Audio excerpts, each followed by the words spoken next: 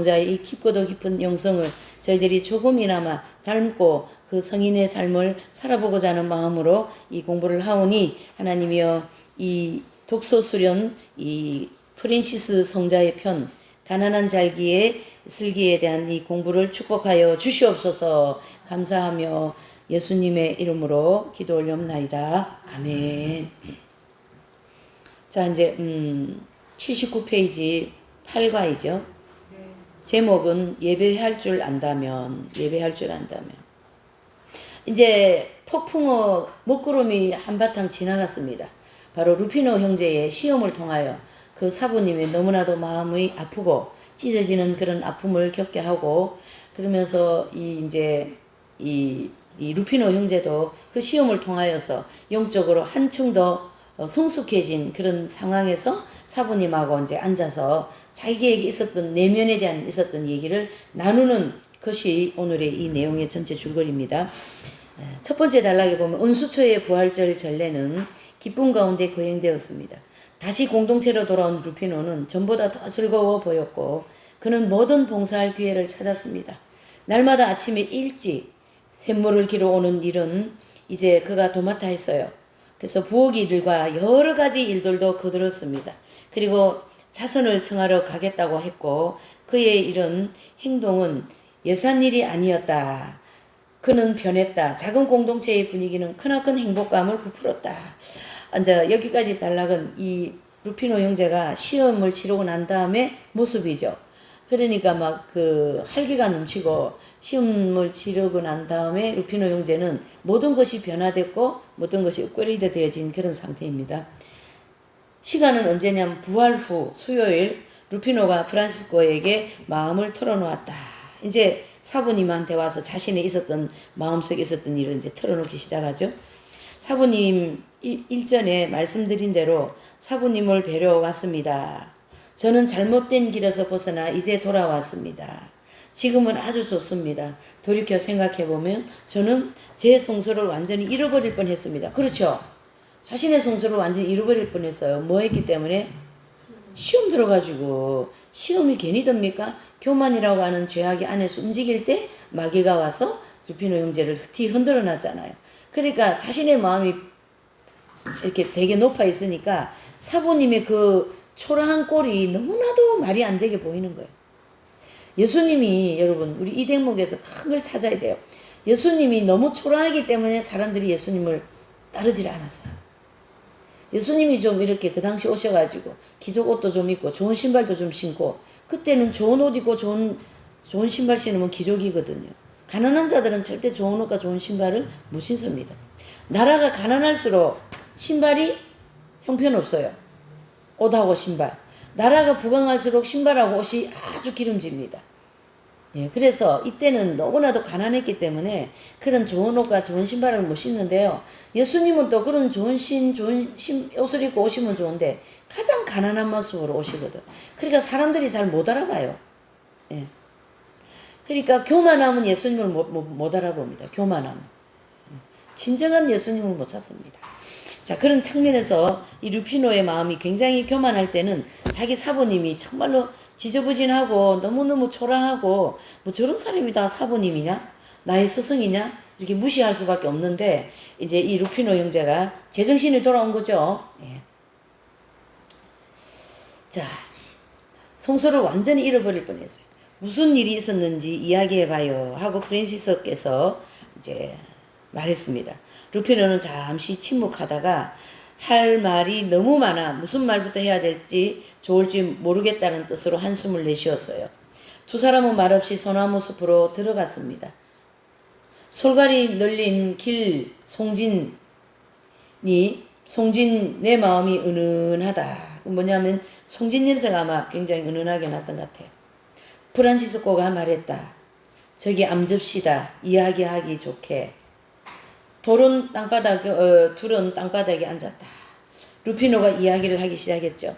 자, 12년 전에 루피노가 그럽니다. 자신이 이 형제에 들어올 때부터 얘기를 시작하죠. 그래서 12년 전 형제회에 들어오고 싶어 사부님께 청하러 왔을 때 저는 사부님께서 사시는 곳과 같은 그런 거룩한 복음을 살고 싶었습니다. 그때 저는 진지했습니다. 복음에 따라 살기를 진정으로 원했습니다. 형제들과 같이 사는 첫 몇 년 동안은 그렇게 잘 지내갔습니다. 저는 이 새로운 생활이 저에게 요구하는 것을 열심히 실천하려고 노력했습니다. 그러나 마음 깊은 곳에는 저도 모르게 복음적이 아닌 어떤 상태로 이끌리고 있었습니다. 제가 자란 환경을 사부님께도 아십니다. 기족 가문에서 태어난 저는 감수성과 제가 받은 교육을 통하여 또 제 안에 살아있는 기질 때문에 이 기족 가문에 애착하고 있었던 것입니다. 이 루피노는 굉장히 부잣집 기족집 아들인데요. 그 부잣집에서 또 남을 부리던 어떤 그런 생활 습관들이 있잖아요. 그런 것이 자기 마음에 형제회에 들어와 있어도 도사리고 있었다. 그 얘기입니다. 저는 기족 사회에서 부여하는 일반적인 명예의 가치 기준에 따라 느끼고 판단했습니다. 이 말은 무슨 말입니까? 좀 전에 제가 얘기했던 것처럼 예수님은 그 당시 부유한 사람들의 가치 기준으로 내지는 그런 판단 기준으로 보면 예수님은 거지 중에 상거지지. 그렇죠?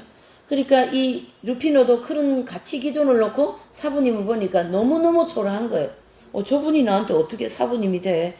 내 스승이 될 수 있냐? 나는 저 사람 따라갈 수 없다. 이렇게까지 전개된 거거든요. 그때. 그러나 사부님께 온 후 극도로 가난하고 겸손한 생활 양식에 적응해가면서 저는 이 모든 가치 기준을 포기했다고 생각했습니다. 그리고 주님을 위하여 진실로 제 존재는 사라진 줄 믿었습니다. 자신이 기족이고 그렇게 부유한 가정에서 살았던 옛 자신의 존재는 없어진 줄 알았다는 얘기죠. 그러나 그것은 외적인 변화일 뿐입니다. 이런 데 다 칠을 해놓으세요. 여러분, 외적인 변화. 내가 말이죠. 우리 모두가 교회를 다닌다고 해서 세례를 받았다고 해서 기도를 한동안 해서 성령 충만 받았다고 해서 제 옛사람이 한순간에 사라질까요? 한순간에 사라지면 광야 40년의 연단이 필요가 없습니다. 한순간에 사라진다. 그러나 그것은 외적인 변화일 뿐이다. 교회 나가는 사람으로서의 외적인 변화. 주일 성수하고 그 정도는 되죠. 여기에 우리가 히브리서 6장 1절에서 2절을 접목해야 됩니다. 초보 신앙이다 이런 뜻이죠.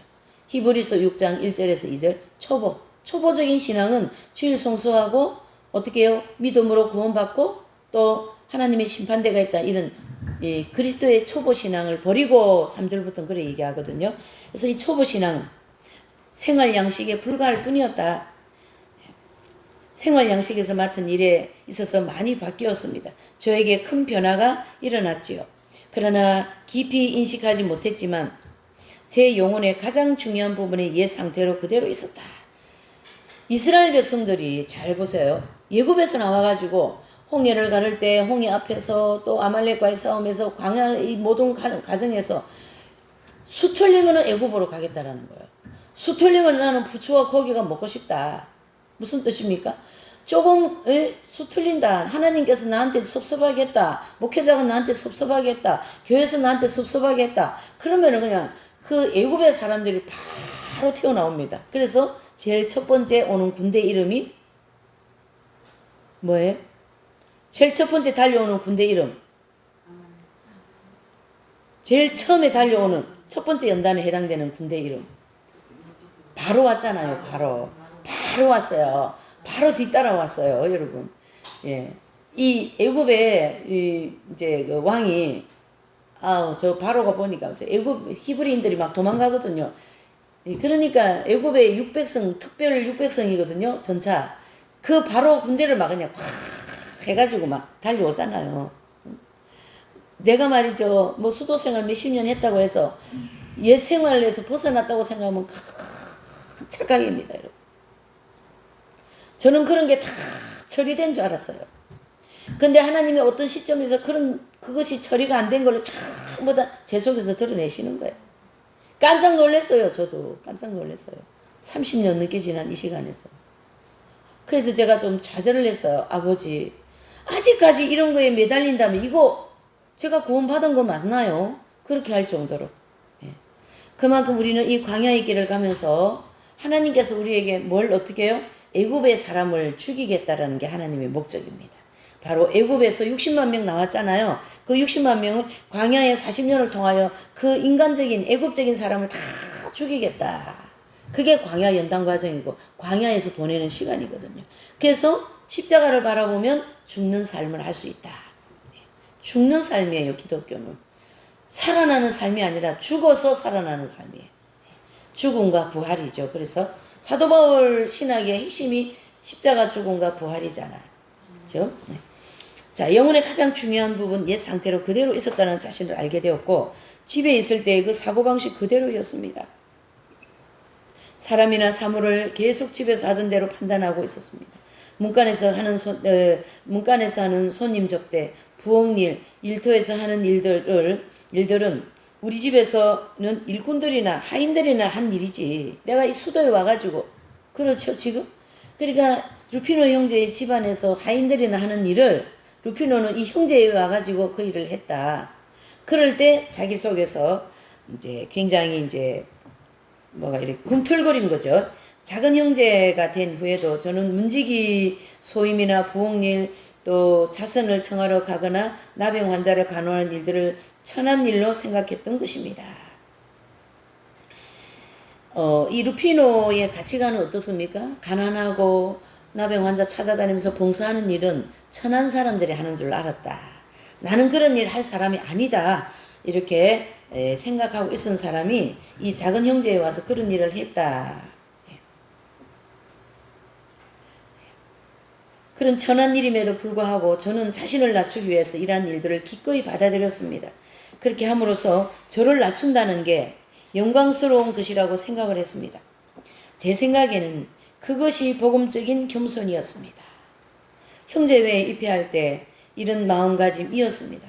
초창기는 좀 순수했죠. 그래도 몇 해가 지났습니다. 저는 설교에 재능이 없어 천한 일이라고 생각하던 그 일을 자주 해야 했고 순명으로 해야 했습니다. 그러니까 예수님의 이름으로 순명하시오 그러면은 가톨릭 수도사들은 그대로 순명하거든요. 이제 그렇게 계속 순명만 해왔다. 제 소임을 통하여 저는 낮아지고 정말로 굴욕적이었습니다. 굴욕적인 걸 느꼈다.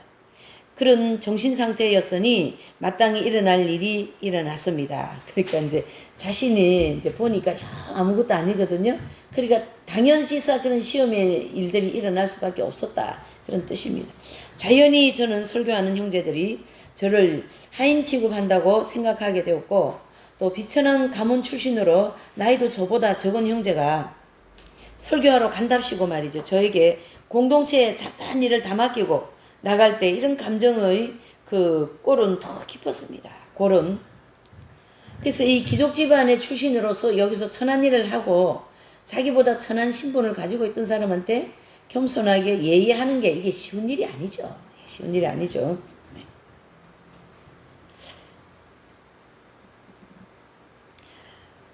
그들 중에 누가 저에게 주의를 주거나 아니면 그저 뭘 부탁하기만 해도 화가 나고 불쾌했습니다. 이게 왜 그렇게 화가 나고 불쾌할까요? 안에 교만이 독이 도사리고 있기 때문에. 교만한 사람은요 남의 이런 명령을 받기를 싫어해요.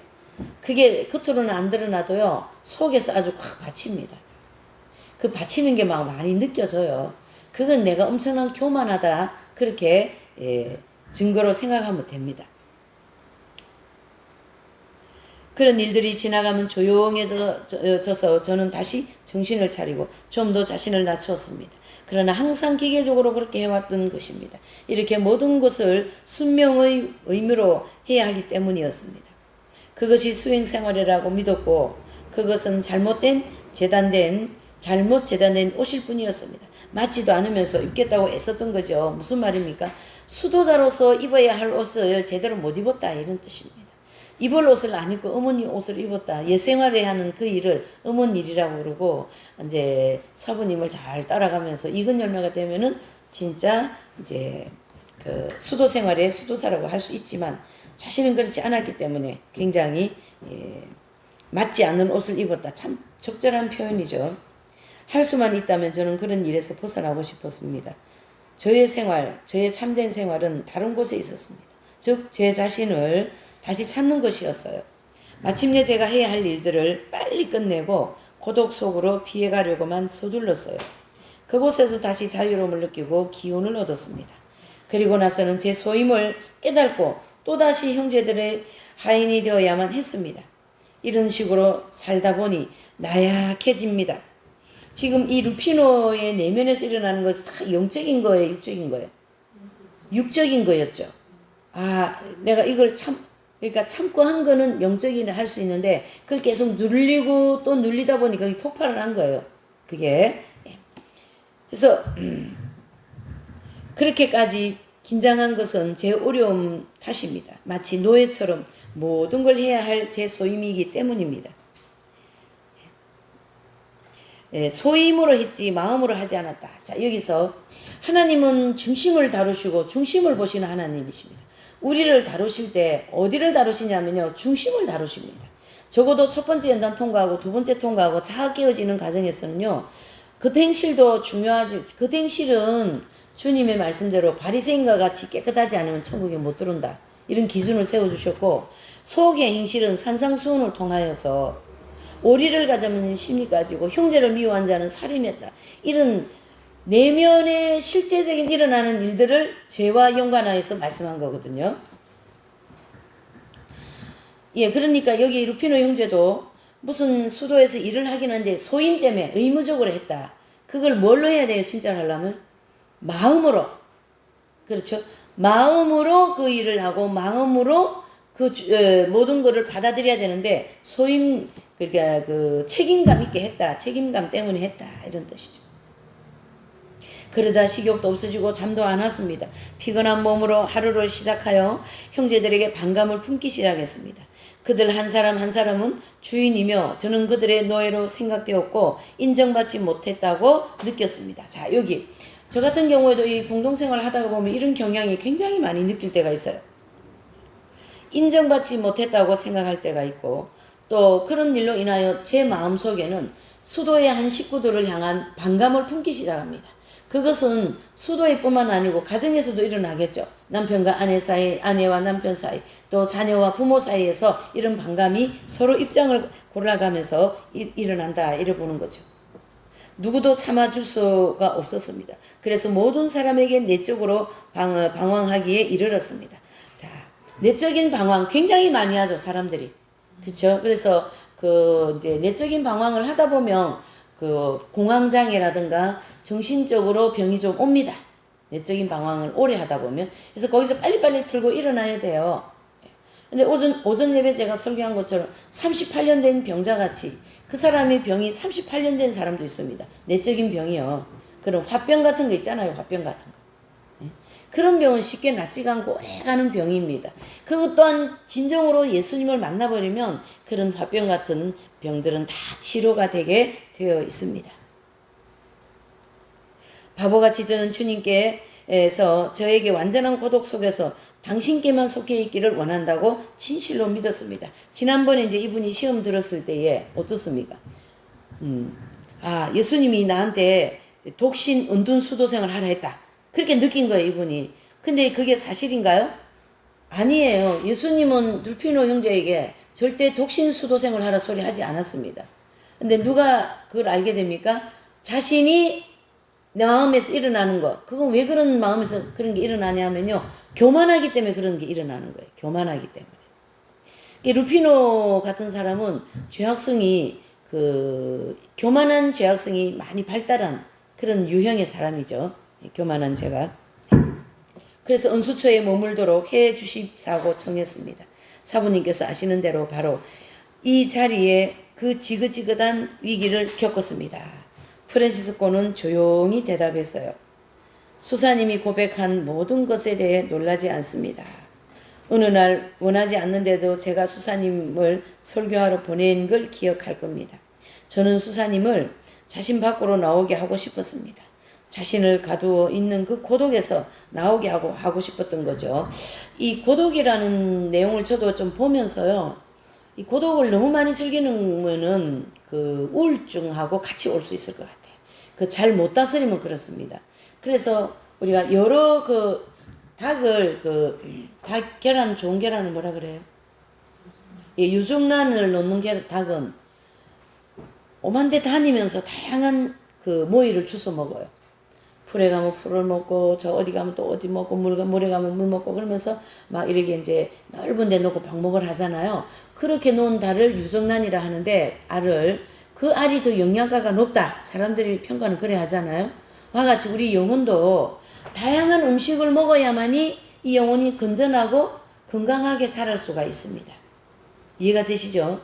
그러니까 우리가 보면은 뭐 가톨릭뿐만 아니고 개신교도 마찬가지입니다. 한 곳에서 매 설교만 듣는다면 그것은 좀 문제가 있는 거예요. 어떻게 돼요? 그 교회 안에서 뭐 요번에 세수만 교회 같은 경우는 계시록 세미나도 하고 또 뭐 기도회도 하고 성경 공부도 하고 수요 공부도 하고 이렇게 다양하게 뭐 다양한 모이 주어 먹듯이 우리가 그런 영적인 양식을 먹잖아요. 그러면 그 영혼이 건강하게 자란다고요. 그래서 어떤 이단이 와서 신천지가 와서 꼬드겨도 가요 안 가요? 아 가실 모양이네. 조용한 거 보니까. 예, 어떠세요? 졸리서 조용한 겁니까? 뭐 가야 되겠다는 마음에서 조용한 겁니까? 뭡니까 지금? 예? 이렇게 루피노가 방황을 했다 이런 뜻입니다. 그래서 모든 사람에게서 내적으로 방황하기에 이르렀고 바보같이 저는 주님께서 저에게 완전한 고독 속에서 당신께만 속해 있기를 원하신다고 진실로 믿었습니다. 그래서 은수처에 머물도록 해주십사고 청했던 것이고 또 사부님께서 아시는 대로 바로 이 자리에 그 지긋지긋한 위기를 넘겼다 이런 뜻이죠. 예. 자, 수사님이 고백한 모든 것에 대해 놀라지 않습니다. 어느 날 놀라지 않는데도 제가 수사님을 설교하러 보내고 이거 이제 좀 그 사부님이 좀 심했죠. 그쵸? 예. 생판 모르는 데 가서 막 옷 벗고 설교하라 소리를 안 하냐. 왜 그러냐면 이 프랜시스 사부님으로서 제자를 볼 때에 너무 고립되어 있거든요. 이분의 지금 상황이. 그러니까 거기서 빼내고 싶었던 거예요. 그런데 어떤 충격요법을 하지 않으면 거기서 나오질 않아요. 자기 생각에 이렇게 갇혀있기 때문에. 그것이 요즘에는 무슨 병이라 그래요? 네, 우울증도 있고 자기 생각에 탁 갇혀있는 그게 자폐증. 그래서 아까도 얘기했잖아요. 그 자폐있는 분들은 한 개 딱 이야기하면 정확하게 한 개 쫙 들어가는 거예요. 자폐증 그 검사도 있고 그런 이제 내용이 있는데 어쨌든 이 자폐증은요 한 개만 집중적인데 심한 애들은 거기 선대로 맨날 며칠 서 있어요. 안 옮깁니다. 움직이질 않습니다. 아무리 불러도 끄떡도 안 해요. 그거는 그 사람의 정신세계가 거기 꽉 지금 잡혀있다라는 뜻입니다.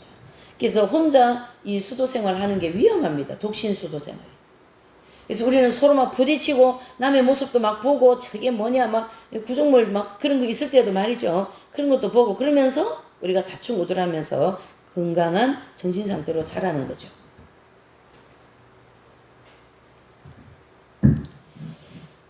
어느 날 원하지 않는데도 제가 수사님을 설교하려고 보낸 것을 기억합니다. 저는 수사님을 자신의 밖으로 나오게 하고 싶었다. 그렇죠? 그래서 사부님으로서 이 제자를 바로 훈련을 시키려면 저 사람이 가지고 있는 저 생각 세계에서 끄집어내줘야 되는 거예요. 그래서 우리는 이 대목을 보면서 나도 이런 경향이 있어요. 나도 내 생각이라는 그 테두리 안에서 갇혀서 빠져나오지 못하는 부분이 있습니다. 그걸 잘 생각해서 거기로 내가 박차고 나와버려야 돼. 그래야만이 이런 어떤 우울증이라든가 어떤 정신세계가 건강해지는 겁니다. 자신을 가두고 있는 그 고독에서 나오게 하고 싶었던 것입니다. 예, 그 일을 기억합니다. 그때 그걸 깨닫지 못했습니다. 그러나 지금은 이상하리만큼 모든 것이 환하게 보입니다. 이게 환하게 보이는 것은 무엇 때문에 보일까? 왜요, 루피노가? 무엇 때문에 보일까요? 은혜가 임했다 이런 뜻이에요. 하나님의 은혜가 임했기 때문에 루피노의 눈이 뜨였고 루피노 눈에 문제점이 보이기 시작한 거죠. 주님께서 수사님을 불쌍히 여기셨습니다. 주님께서는 우리 모두를 이처럼 불쌍히 여기십니다. 우리는 예기치 못한 하나님의 시간에 하나님의 자비를 체험하게 됩니다. 이게 바로 기적이 아닐까요? 그렇죠? 예. 마치 철러전 비가 흙먼지를 잠재우듯이 하나님은 이러한 방법으로 당신을 알려주십니다. 그렇습니다. 저는 지금 삶을 새롭게 시작하는 느낌입니다. 루피노 형제 입장에서는 완전히 새롭게 시작하는 거죠. 그래서 주님께서 어떻게 수사님의 눈을 열어주셨습니까? 자, 거기 우리 다 같이 한번 읽어보십시다. 시작. 프란시스코의 질문에 루피노가 대답했다. 성목요일 만찬에 함께 할 때 한 형제가 우연히 사부님의 말씀, 어머니가 자식을 사랑으로 키우듯이 영적 형제들도 사랑으로 돌봐야 하지 않겠습니까? 라는 말씀을 꺼내지 않았습니까? 저도 사부님이 이 말씀을 자주 들었지만 기여겨 듣진 않았습니다. 더 솔직히 말하자면 그 말씀을 이해하지 못했던 것이죠. 그러나 그 말씀은 이 말씀이 저에게 어떤 의미를 주었습니다. 그 말에 감동되어 돌아와 오랫동안 그것을 묵상했습니다. 하인이 없는 어느 가정에서는 어머니가 가사노동을 하는데 부엌일과 청소와 집안의 대소사를 쉽게 쉼없이 처리하며 어려움을 겪으면서 정성을 다해 했다는 그런 생각을 했습니다. 어머니는 그것을 당연한 것으로 아무도 자기를 고생시킨다고 또 자기를 낮추어 본다고 생각하지 않았습니다. 어머니는 하인으로서가 아니라 자식들과 남편에 대한 사랑으로 했습니다. 저절로 섬기는 뭐가 나왔어요? 용기와 힘이 솟아난 사랑이죠. 사랑하는 것이 중요하다는 생각이 들었습니다. 때로는 어머니도 피곤할 것이고 때로는 견디기 힘들 때도 있겠지만 짜증을 내지 않았습니다. 제가 잘 아는 한 어머니가 생각납니다. 가족을 위해 힘든 일을 하면서 항상 행복해 하던 분입니다. 저는 명백히 깨달았습니다. 잘못된 길을 가고 있음을 복음적인 아닌 저의 사고방식에 따라 이끌리고 있다는 걸 깨달았습니다. 그 부분 조금 줄을 쳐놓으세요. 나중에 보면 되게 중요한 대목이니까 도움이 될 것 같아요. 그러자 분한 생각이 들었습니다. 저는 제 일이 바뀐 것으로 것으로 세속을 떠났다고 믿었는데 제 영혼을 변화시켜야 한다는 걸 몰랐다라는 거죠. 그 순간 저의 눈이 뜨거웠습니다. 뜨였습니다. 저는 저에게 주어진 빛을 받아들이기 위해 더 이상 기다리지 않았어요. 즉시 형제들에게 봉사하기 위하여 뛰어왔습니다. 그 후에 빛은 제단 안에서 점점 빛이 나고 있었습니다. 평화도 마찬가지입니다. 이제 새장에서 풀려난 새처럼 훨훨 이렇게 어떻게 해요? 자유롭게 나르는 거죠. 프란시스코가 말했습니다. 정말 어느 날 감사드려야 합니다. 소중한 걸음을 한 것입니다. 수사님은 작은 형제회의 복음에 따라 가난하게 산다는 게 무엇인지 알게 되었습니다. 모든 권리 행사를 자유로이 포기하는 것입니다. 그것은 노예, 정신이 아니라 주님이 가장 고귀한 정신으로 이끄시는 것입니다. 네. 모든 권리에서부터 모든 소유로부터 자유롭게 되는 것은 예수님이 우리를 특별히 이끌고 계신다 이렇게 볼 수가 있는 거죠. 이 길은 어려운 길입니다. 극소수의 사람만이 이 길을 찾습니다. 이것은 주님께서 수사님에게 큰 은총을 다 알다시피 이 세상 주인들은 권력, 지배욕으로 모든 걸 행하고 있습니다. 종도 종의 본분을 기꺼이 받아들이지 않으며 같은 지배욕으로 살게 되는 거죠. 자, 거기 또 한번 달락 읽어보십시다. 시작. 그때 이 종의 신부는 그를 짓누르는 무거운 짐이 되고 그에게 원한을 품게 만듭니다. 이러한 짐은 참된 주님의 짐이라 할 수가 없습니다. 복음적 가난이란 맨 끝자리에서 종이 되어야 할 뿐 아니라 그 모든 것을 주님을 영혼과 정신으로써 하는 것입니다. 이렇게 하면 모든 것이 변화하고 주님의 성령이 함께 하시면 하시면 원한이 생기지 않습니다. 원망할 여지가 없습니다. 제가 세속에 있을 때 나병 환자를 만났을 때인데요. 저를 불쌍히 여긴 주님께 저를 그들 가운데 이끄시어 그들에게 자비를 베풀게 하신 후부터 고통스럽던 만남이 제 영혼과 육신의 감미로움으로 변했습니다. 그래서 고통의 성령이 아니라 감미로움과 즐거움의 성령이셨습니다. 그러자 루피노가 말을 했어요. 그것도 한번 읽어보시죠. 졸리니까요. 시작. 사람이 얼마나 쉽게 환상에 사로잡히는지 깨달았습니다. 얼마나 파렴치하게 자기 감정을 주님의 이끄심으로 착각하는지 알 수 있습니다. 그렇습니다. 환상에 사로잡히기는 쉽습니다. 그러나 때문에 자주 환상에 빠지는 겁니다. 하지만 거기에는 그것을 드러내 보여주는 표정이 있습니다. 자, 루피노가 말했어요. 영혼의 불안입니다. 물이 흐려지면 물은 그 자체가 순수하지 못함을 드러내 보이게 되는 것이고 사람도 마찬가지죠. 사람이 불안해하면요. 자기 행동을 영감을 주고 있는 근원의 이 순수하지 못하고 온탁한 것을 나타내게 됩니다. 그래서 자신이 우리가 겉으로 드러나는 모든 것은요. 내 속에 있다고 보시면 됩니다. 여러분. 속에 있는 게 나오지 전혀 속에 평소에 품지 않고 있었는데 나온다. 그건 있을 수가 없어요. 그래서 우리에게 일어나는 모든 은행 생활이나 행동 이런 거는 과거에 큰 상처를 받고 이런 분들이 좀 심합니다. 왜 그러냐면 그걸로 인하여 많이 상해 있거든요. 그런 상처 같은 걸. 그러한 사람은 주님의 그 성령에 의해서 아니라 다른 것에 의하여 깊이 빠져들어갑니다. 자기가 원하는 것을 다 가져 만족하는 동안에 자기를 이끄는 것이 진실로 하나님의 영인지 아닌지 알아볼 수 없습니다. 자, 이제 이게 사실 이제 가라지가 거의 많이 무르익은 상태이죠. 이 상태에 있는 사람들은요. 예.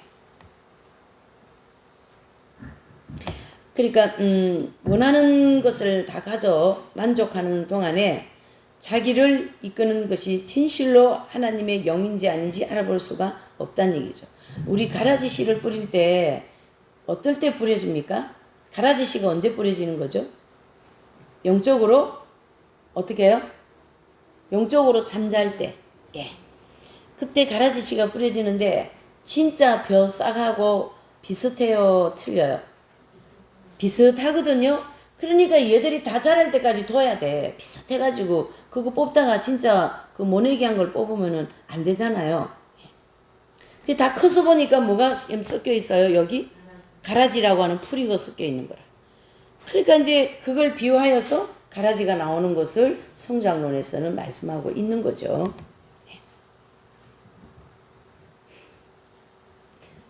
또 악습을 득행인 양 높이 올리고 사심 없는 고귀한 뜻이라며 자기 자신을 찾게 되는 것입니다. 그런데 이것은 무의식적에 일어나는 일입니다. 이거는 보이지 않는 세계, 내 영혼에 보이지 않는, 내 마음에 보이지 않는 세계에서 일어나는 일입니다. 자신을 속이는 자는 어떤 반발이나 반대를 받으며 그 가면에서 벗겨져 불안해지고 화를 내게 됩니다.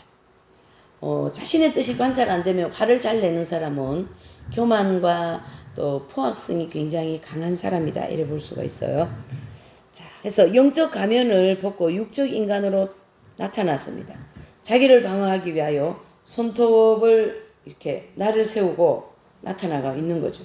이러한 불안과 공격적인 자세는 주님의 성령이 아닌 다른 것에 이끌린다는 것을 드러내 보여주고 있는 것입니다. 자신이 이런 어떤 십자가의 가치관을 온전히 두는 것보다 그냥 거기는 희미하고 다른 데도 또 가치관을 주면서 가려고 하는 이런 사람들은 굉장히 좀 변덕이 뭐라 그래요? 예, 죽이 많이 끓습니다. 잠은 비록 오더라도 죽은 안 끓죠 우리가. 예, 이렇게 참 변덕이 죽 끓는다 그렇게 되는 거죠.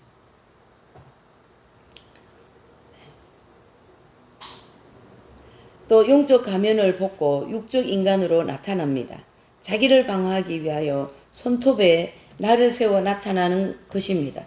이러한 불안과 공격적인 자세는 주님의 성령이 아닌 다른 어떤 곳으로 이끌려 보내는 것이다. 볼 수가 있어요. 그래서 우리도 이렇게 보면 이렇게 성령께서 임하시는 내용은요, 굉장히 내용 자체가 선합니다. 선하고 막 남에 대해서 비판하고 막 이런 게 전혀 나오지 않는데요. 성령께서 임하지 않은 상태에서 뭔가를 이제 결단하고 주님의 뜻이라고 믿고 가는 사람은 일단은 처음에 마음속에 기쁨이 없습니다. 그리고 자신 안에 있는 똘똘 뭉쳐있는 에고라는 그 자아 있잖아요. 그것이 깨어져야 그게 귀에 들어오게 돼 있어요. 그게 눈에 들어오게 되어 있다고요. 이해되시죠? 네.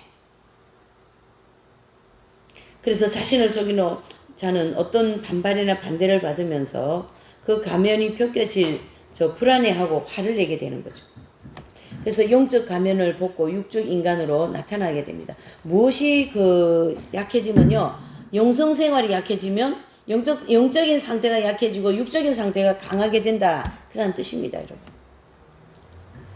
자기를 방어하기 위해 손톱을 날을 세워 나타납니다. 이러한 불안 공포적인 자세는 주님의 성령이 아닌 다른 것에 이끌린다는 걸 드러내주고 있어요. 그 사람은. 그래서 땡땡 은수처 종소리가 울립니다. 성무일도 시간이죠. 프란시스코와 루피노는 일어나 경당으로 걸어갔어요. 자유로운 사람으로 평온하게 프란시스코가 루피노의 팔을 당겼습니다. 수사님 할 말이 있는데 들려주십시오. 프란시스코는 시선을 땅에 받고 조금 머무르거리더니 루피노를 똑바로 보며 엄숙하게 말했어요. 주님의 도우심으로 수사님은 지배욕과 명예욕을 이겨냈습니다. 그러나 한 끝에 끝나는 게 아닙니다. 변한 10번, 20번, 100번 이겨내야 합니다. 그러니까 10번 찍어 안 넘어가는 나무 없다 그랬죠. 그래서 마귀가 10번 찍어서 넘어갈 게 아니라 우리 10번 찍어도 일어난다. 이런 이제 역행적인 믿음을 가져야 되겠죠. 사부님 겁주시는군요. 제가 싸워낼 수 있을까요?